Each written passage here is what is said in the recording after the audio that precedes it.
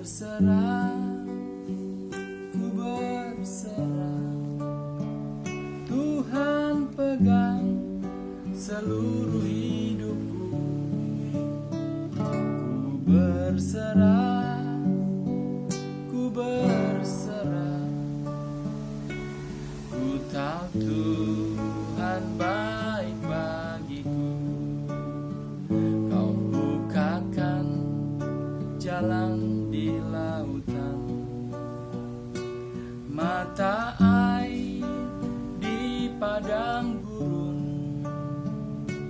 Tiada yang sukar di matamu.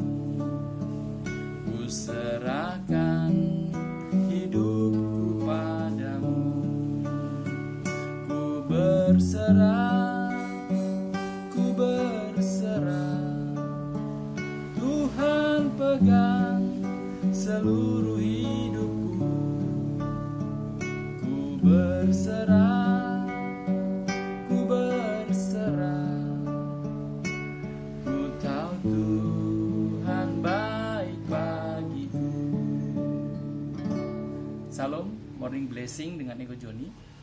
Pagi ini saya akan merenungkan, membaca firman Tuhan dalam kitab Kejadian pasal 33. Ya. Yakub berbalik kembali dengan Esau perikopnya. Kita baca. Yakub pun meninggalkan pandangnya dan dilihatnya Esau dengan diiringi oleh 400 orang. Maka diserahkannyalah sebagian dari anak-anak itu kepada Lea dan sebagian kepada Rahel serta kepada kedua budak perempuan itu. Ia menempatkan budak-budak perempuan itu beserta anak-anak mereka di muka, Lea beserta anak-anaknya di belakang mereka, dan Rahel beserta Yusuf di belakang sekali. Dan ia sendiri berjalan di depan mereka, dan ia sujud sampai ke tanah 7 kali hingga sampai di dekat kakaknya itu. Tetapi Esau berlari mendapatkan dia, didekapnya dia, dipeluk lehernya dan diciumnya dia. Lalu bertangis-tangisanlah mereka. Kemudian Esau melayangkan pandangnya, dilihatnyalah perempuan-perempuan dan anak-anak itu.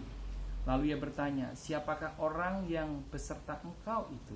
Jawab Yakub, anak-anak yang telah dikaruniakan Allah kepada hamba-Mu ini. Sesudah itu ia mendekatlah budak-budak perempuan itu beserta anak-anaknya, lalu mereka sujud. Mendekatlah juga Lea beserta anak-anaknya dan mereka pun sujud. Kemudian mendekatlah Yusuf beserta Rahel dan mereka juga sujud.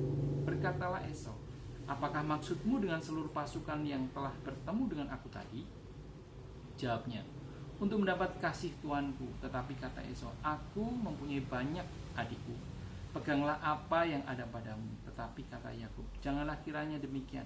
Jikalau aku telah mendapat kasihmu, terimalah persembahan ini dan dari tanganku. Karena memang melihat mukamu adalah bagiku serasa melihat wajah Allah. Dan engkau pun berkenan menyambut aku. Terimalah kiranya pemberian tanda salamku ini yang telah kubawa kepadamu.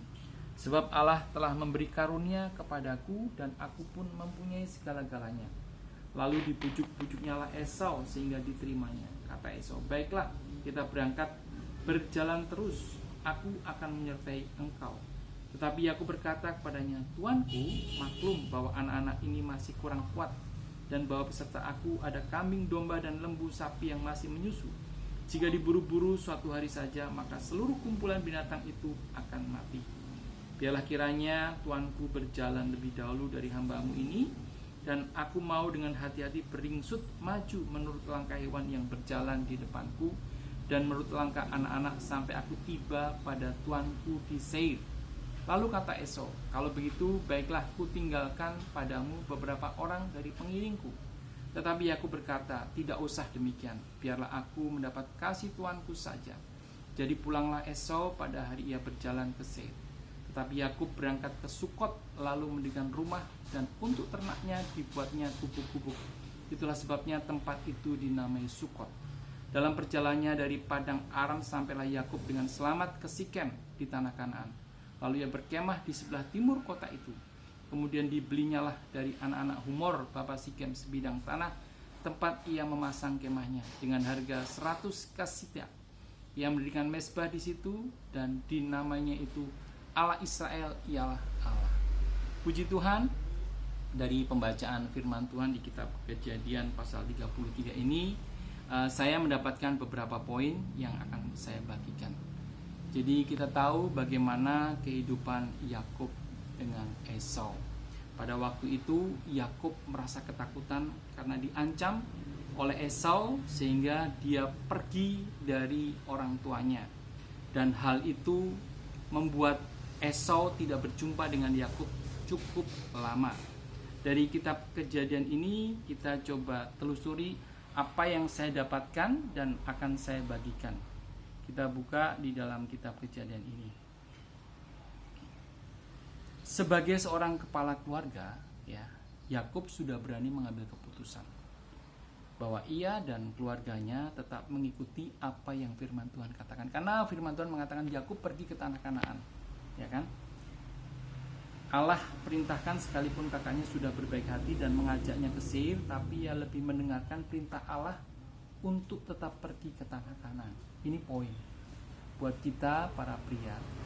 Kalau Tuhan sudah berbicara sebagai kita sebagai imam, sampaikan itu pada keluarga kita. Walaupun ada tawaran-tawaran yang menarik yang membuat kita bisa berpaling daripada rencana Tuhan sebelumnya. Oleh sebab itu, poin yang saya dapatkan, apapun kondisimu saat ini, tempatkanlah Allah sebagai prioritas yang pertama dalam setiap keputusanmu. Sebagai pemikiran sebelum kita memutuskan segala sesuatu, apakah keputusan yang kita lakukan itu memuliakan Allah? Itu poin pertama. Jadi segala yang kita putuskan itu apakah memuliakan Allah dan sesuai dengan rencana Allah tidak?